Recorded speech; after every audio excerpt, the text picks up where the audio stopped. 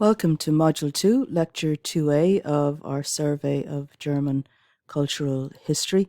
And in this lecture, I'm going to be talking about the early German Middle Ages. From around 500, when Rome has fallen, to around 850, when we begin to see other political developments. So the topics we'll cover will be the rise of the Frankish Empire, the Empire of the Franks, the Carolingian dynasty, that is the dynasty of Charlemagne, and the emergence of the Holy Roman Empire that comes out of the work of Charlemagne and his family. We'll see some names that are new, that is a king of the Franks named Clovis, a king of the Franks named Charlemagne, who should be familiar to you from other contexts, Karl der Grosse, as he's known in German, Charles the Great, and finally Louis the Pious, who is a son of Charlemagne. I'm going to point you to the discussion board at the end of this lecture, where the discussion for the day and one of the assignments for the day is that you go and discuss the topic of periodization. So I have a slide where I'll tell you what I mean by that, but that will prompt you then to go, I hope, to the discussion board and put your thoughts in on that. So we talked a lot last time about the borders of the Roman Empire, the extent of the Roman Empire, and how large it was at its greatest point in around the 1st century. The Roman Empire goes into decline, as you know, up until the year 500. So we're looking at a map here that suggests what it might have looked like and where the various groups and various tribes, Germanic tribes, were around the year 100 of the Christian era. That little circle that's just popped up and is partly obscuring the word Frisi, the Frisians and Cherusci, which was Arminius's tribe, is showing the area where there was a very small group, one of these many Germanic tribes, called the Franks, called the Franki, actually.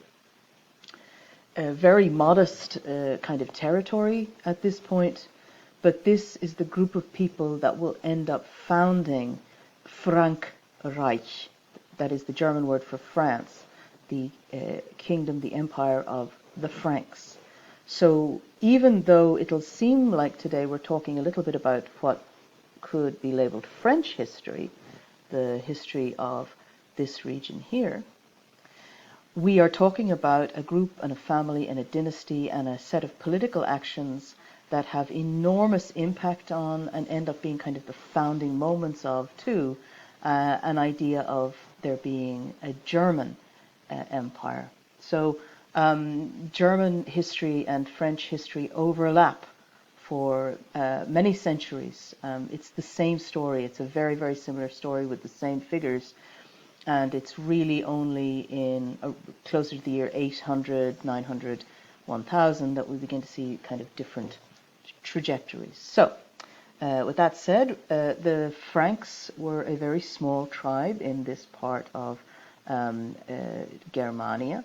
And around, this is the name that they gave themselves, Franks meaning the free ones, the kind of brave ones, and the Romans called them the Franci. I'm not a Latin person, so I don't know if that's a soft or hard C, Franci or Franci, and they're named in Roman texts for the first time around the year 250. So we become aware of them in the historical record only around the year 250, and it's not at that point clear how very important they're going to become for the history of Europe.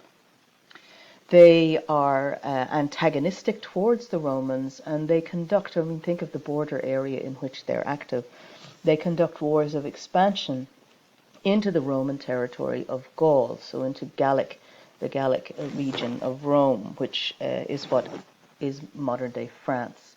So they're a little bit of a thorn in the side of the Roman Empire. You can see from the arrows there, this is the area that the Franks are a kind of trying to encroach into Roman space around the year 250 and a little bit beyond. By the time we get to the 5th century of the Christian era, remember the 5th century, that's the 400s. By the time we get to the 400s, they are a much more solidified group. And here we can see a map of all of the various territories, the places where groups have consolidated their land, let's say, and instead of being wandering tribes, have settled.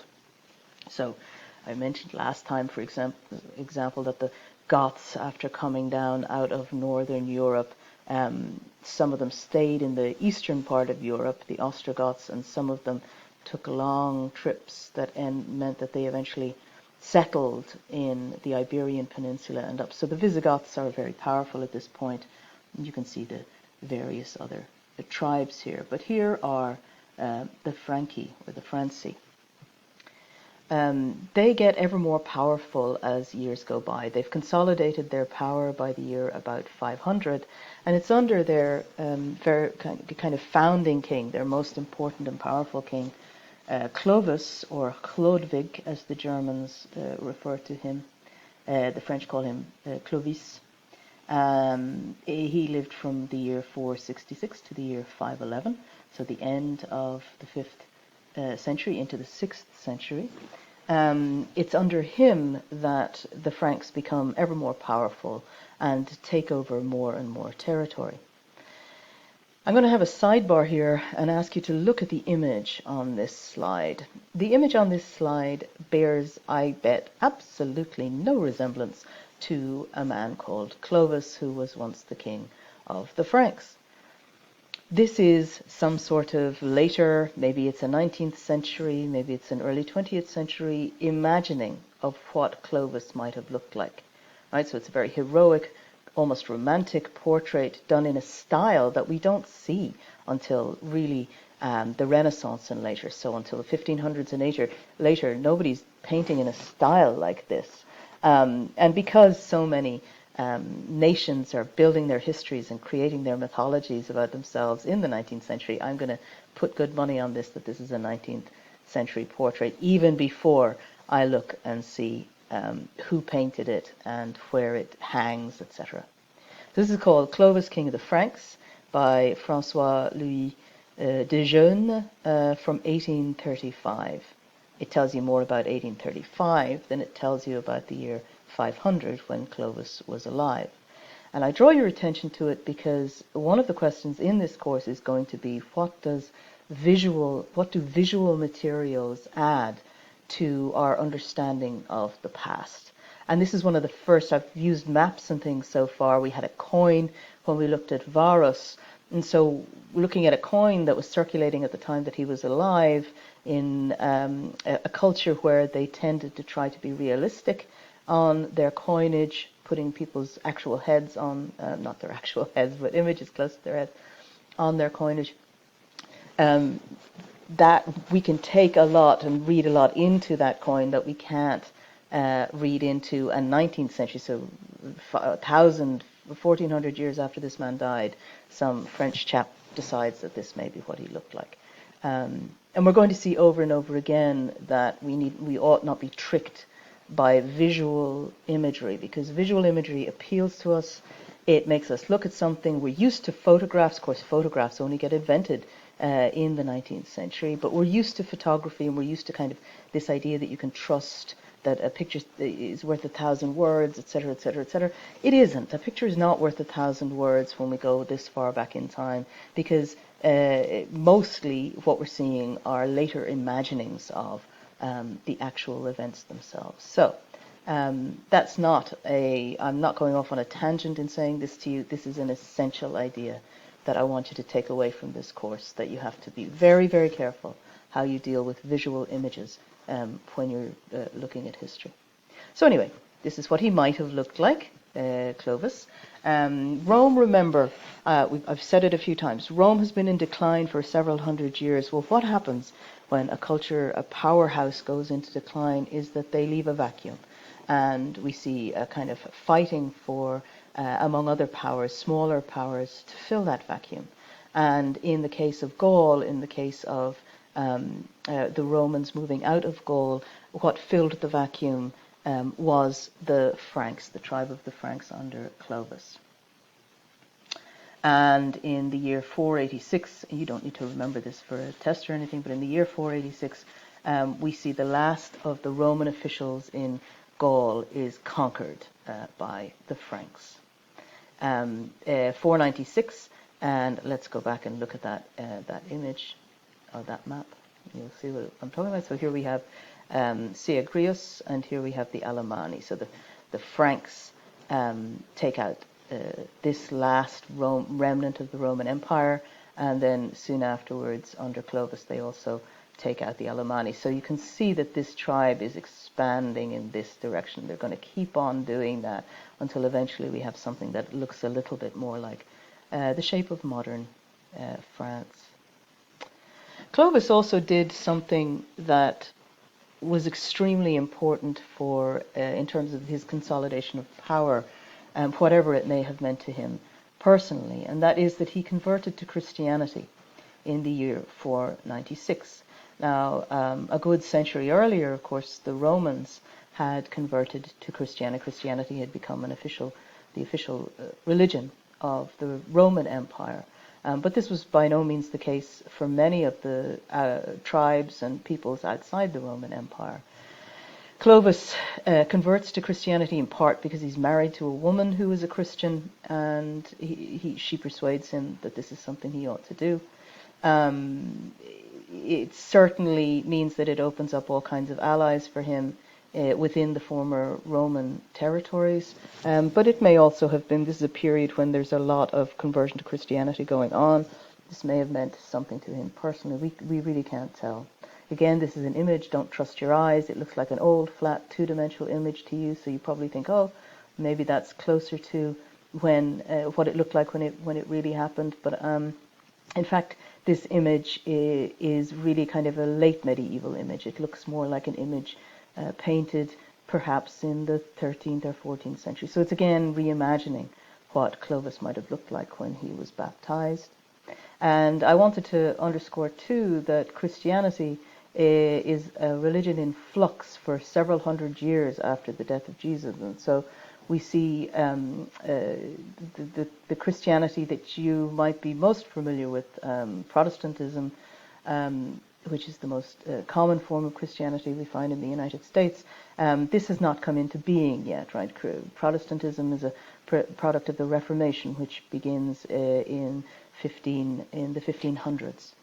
So, for want of a better word, he's converting to the faith of the Bishop of Rome, which we would now call Catholicism. Catholic means universal. So at the time it was the kind of universal Christianity. Excuse me. There were competing versions of Christianity that were active. Excuse me. The one centered on Rome is the one that eventually becomes Catholic in the sense of universal throughout a lot of Europe by the end of the Middle Ages. So we have a sense of how the Franks are expanding. This is around the 5th century. The Franks are this small. By the time the other territories have been conquered, we look forward a couple of hundred years and we get to the year 771. This says the extent or the area of the empire in 1771 is this light green. You can see how big the empire of the Franks has become. Sometimes called the Kingdom of the Franks.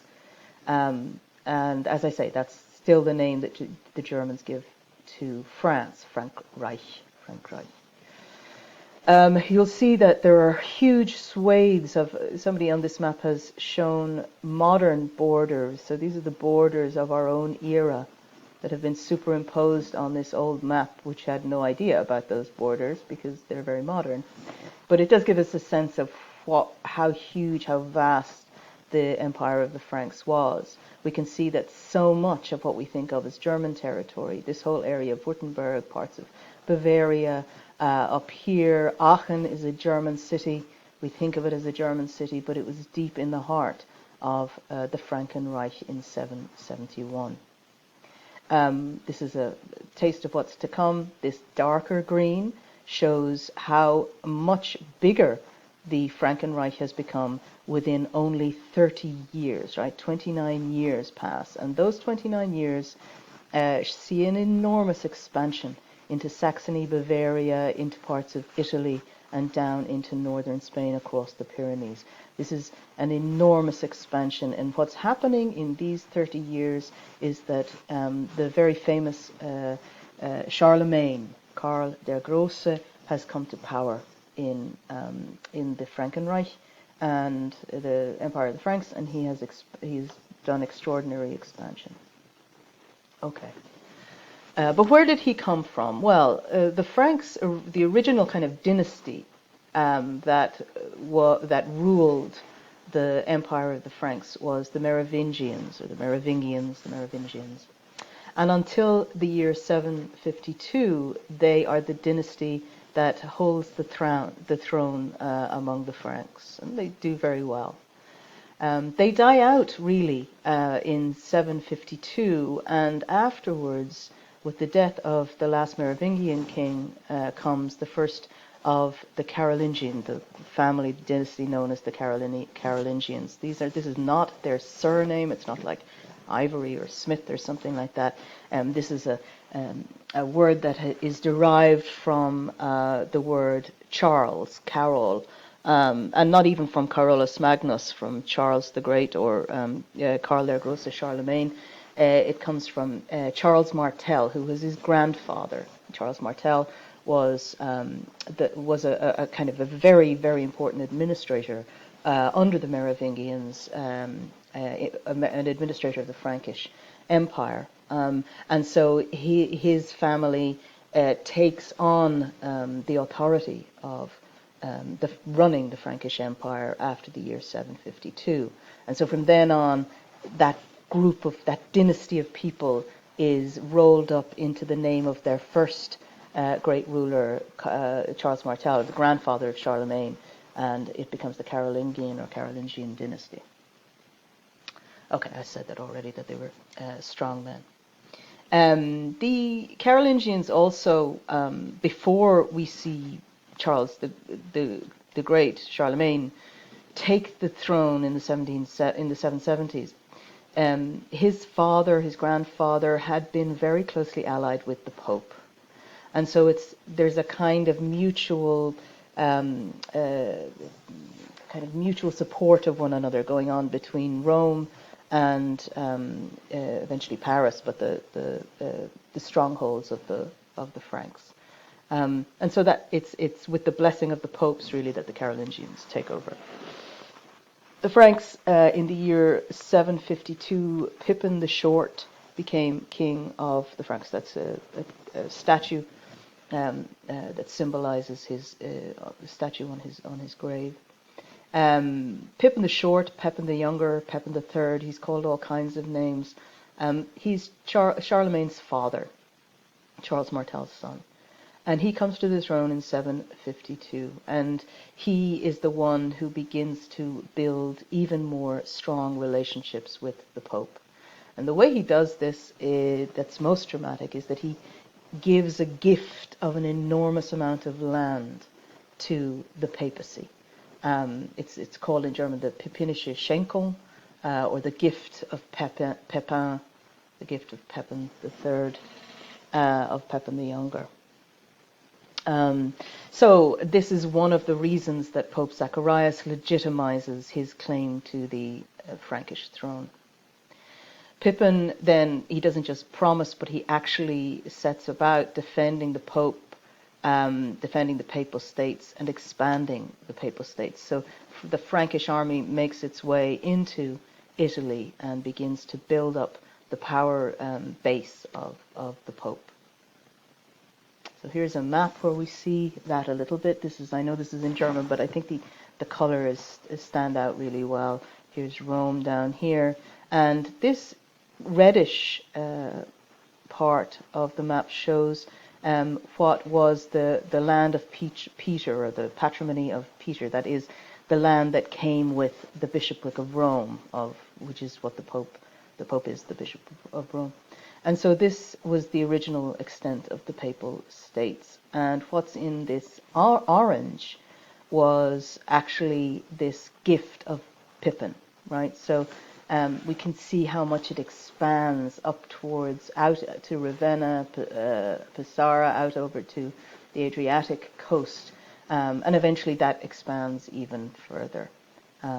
So we can see that that on the one hand, what Pippin and the Franks, and especially the Carolingians, get from Rome is legitimacy, and what Rome gets from the Franks is a certain kind of peace around it, but also actual land, actual income from that land, and also actual protection. So Charlemagne, he's born into what is already becoming a successful dynasty under his father. He's called Charlemagne. It means Carolus Magnus, or the Great Charles. And so it's the French version of his name. As I say, the Germans called him Karl der Große, Charles the Great. He was king of the Franks from 768 to 814 when he died. He was initially co-ruler with his brother Karlman for those first 3 years. But once Karlman died, he became the sole ruler in 771 of the Frankish Empire. And again, some of the language on this is in German, but I think the colors really pop, and that's why I wanted to use it. The red color, the blue color, is the extent of the Frankish Empire when Pippin died, right? So in 768. 768 to 814, that is the years where Charlemagne was in power, the Orange territory becomes part of the Empire of the Franks. So that's an enormous expansion. And finally, the things that are shown in this mustard kind of colored yellow, these are in some ways states that are dependent on or that have something to do with or allied with the Empire of the Franks. So we can see the great expansion of the power of this one group, the Franks, over the course of these centuries, and especially under Charles the Great, Charlemagne. This was not something that was necessarily done in a friendly way. A lot of these were wars of aggression. And if we think, for example, of the wars against the Saxons, this was a brutal kind of strategies that were used by the Franks under Charlemagne. Charlemagne is remembered for lots of really positive reasons, but there are also some really dark points in the history of Charlemagne's rule. I'll talk about that in a sec, a little bit more. The great things that are associated with Charlemagne is that he standardized the German language at the time. He did things like he collected heroic songs and tales, not personally, but he had a court around him. He grew a substantially culturally rich court around him. And these courtiers were in part responsible for collecting all kinds of wonderful Germanic mythology and tales and songs. His court was based in Aachen, called Aix-la-Chapelle in French, but Aachen in modern German. And you can still, if you ever go to Aachen, see the various things that he built, the chapel that he built, the throne he was crowned on, and so on. You can see here that he's carrying this orb and with a cross on the top of it, and he's wearing this crown with a cross on the top of it. This is a symbol of the fact that he also becomes, in the year 800, the emperor of the Holy Roman Empire, so the great religious empire of the Western world. That's the chapel, I think it's called the Pfälzerkapelle, that he built in Aachen. These are some of the jewels associated with him, his throne, and so on. So those are some kind of positive things about what he did. He restructured the administrative system as well. He did a lot of really fascinating things. But in conquering other nations, he also was responsible for great brutality. So many people who refused to convert to Christianity were put to death, especially in the kind of really barbaric conquest of Saxony, conquest of the Longobards as well. A lot of these tribes, these kingdoms, were not Christianized, even though they had their own cultures and functioned perfectly well. When they come under the Frankish yoke, in a way, many of them get killed. Similarly, the Spanish, when they say in 803 that they took the Spanish march, from there, it's not quite exact from the Moors, right? Because the Moors have been living in Spain for several hundred years at that point. We've had the flowering of culture that was Al-Andalus, where Moorish, so North African Muslims lived in Spain and ruled Spain in a reasonably peaceful way, and it was a very kind of tolerant society, Jews and Arabs and Christians living together. The beginning of the end of that comes when Charlemagne is one of the groups that starts to try to push the Moors back out of Spain. And so one of the things he does is take that area north of the Pyrenees. These are just some of the other key dates of expansion. His reforms included a major reform of bureaucracy, which is one of the reasons that he's so remembered, and one of the reasons too why he standardized the German language, because you can't reform a bureaucracy and create new chains of authority, asking for reports to be written on a regular basis from people in the field without standardizing the language. He insisted on the education of administrators at every level, and he was very supportive of literature, art, building projects, and so on. So it was really kind of a flourishing court. Some of that was funded by taxes, but of the taxes taken from the people, 10% was given to the church. So that tithe also closed it tightened the relationship between the Franks and the popes. And here we see one of the outcomes of that. That is, in the year 800, Charlemagne was crowned emperor of these lands, of the Frankish lands, by Pope Leo III.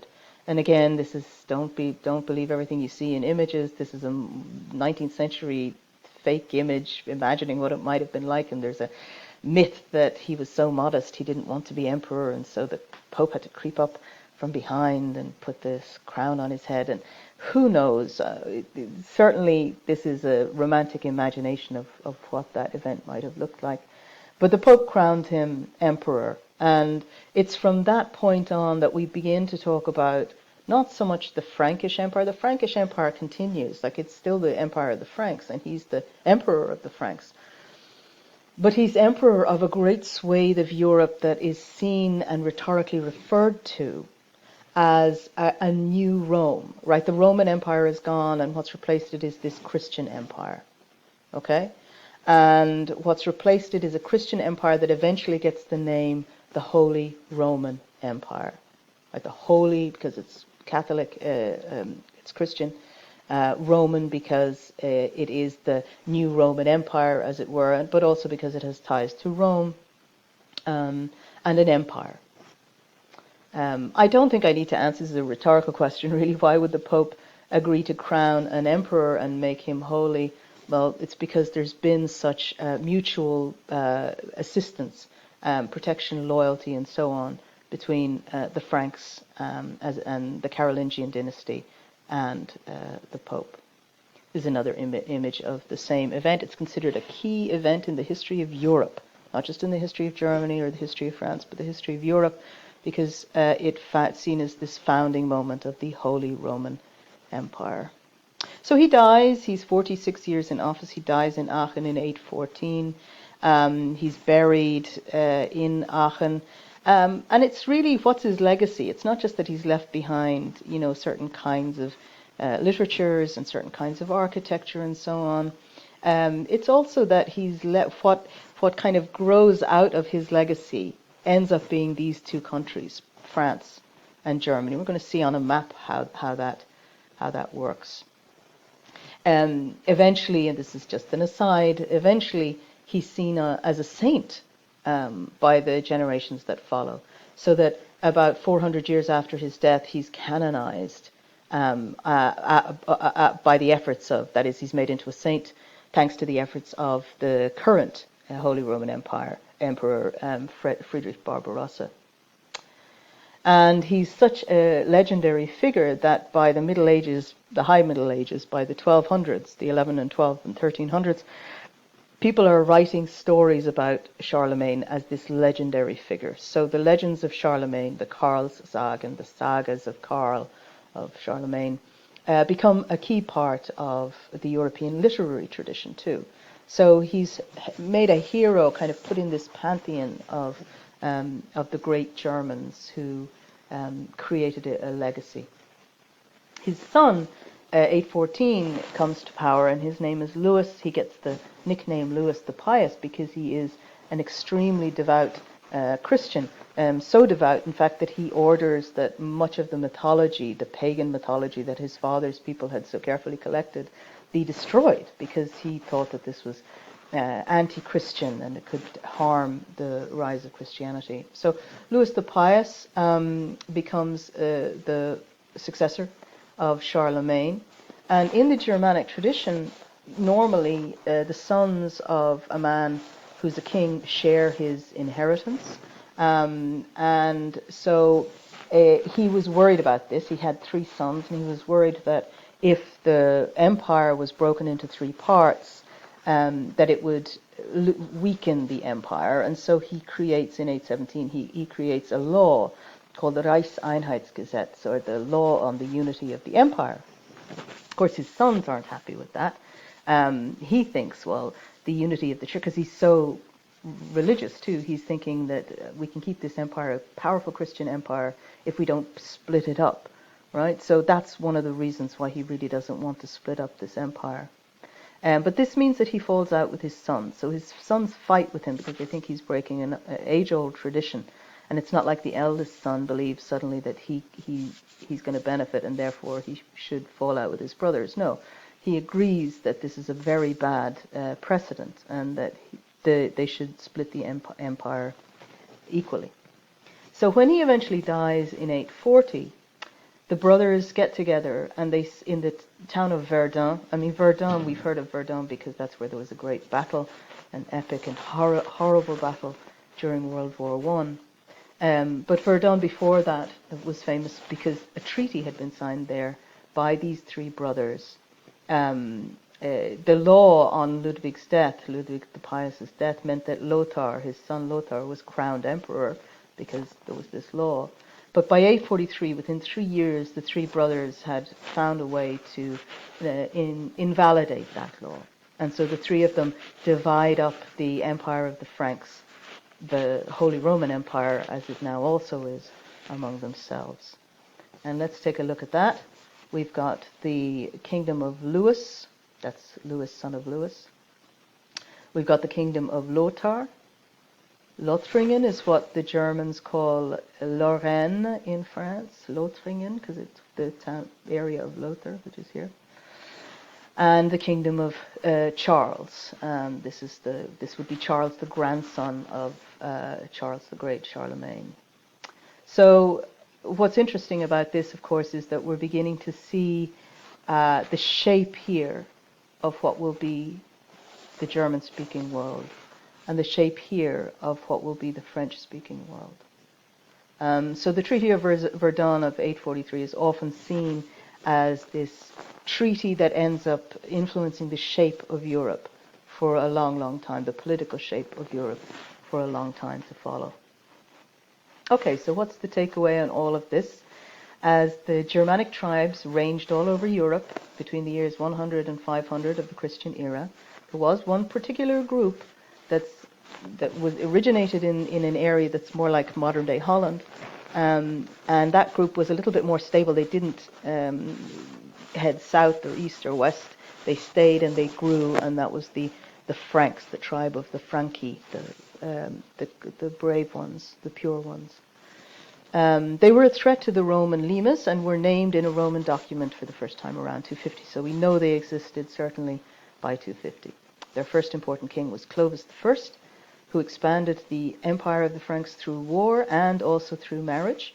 His conversion to Christianity in 496 paved the way for a strong bond between the Franks and the Roman Catholic Church. And his family, the Merovingians, were rulers of the Franks until 751, when another dynasty took over, the Carolingians. The first Carolingian king of the Franks was Pippin the Younger, the father of Charlemagne. He made a deal with the Pope to conquer the Vatican's enemies in return for legitimation as the person who was taking over from the Merovingians.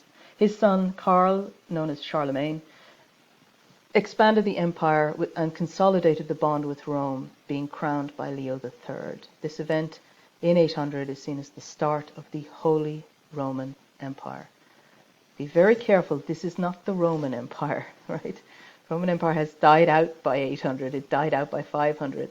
This is a this is a newly imagined Christian version of the Roman Empire. And it's putting Roman in its name for two reasons, because Rome is where the Pope is and they have the protection of the Pope and the blessing of the Pope. That's one reason. And the other is because they're aspiring to the greatness, to the expansion, to the stability and the success of the original, now dead, Roman Empire. So despite conflict among his descendants, especially due to the policies of his son Louis the Pious, Charlemagne's legacy endured, and the lands he ruled would later become the template for modern France and modern Germany. The Holy Roman Empire would last 1,000 years, and I've got to say sort of 1,000 years here, because the Treaty of Verdun in 843 between the three brothers meant that it was no longer a united empire, right? So you don't really have a Holy Roman Empire if you've got three smaller kingdoms. And it's only about 100 years later, under Otto, that's united again, and we can again speak of the Holy Roman Empire as being a united, huge empire at the center of Europe. That's the lecture for today. I would just remind you that we have a discussion board. That's one of your assignments. And the discussion is the word periodization. That is the idea of breaking up the past into periods or epochs or movements.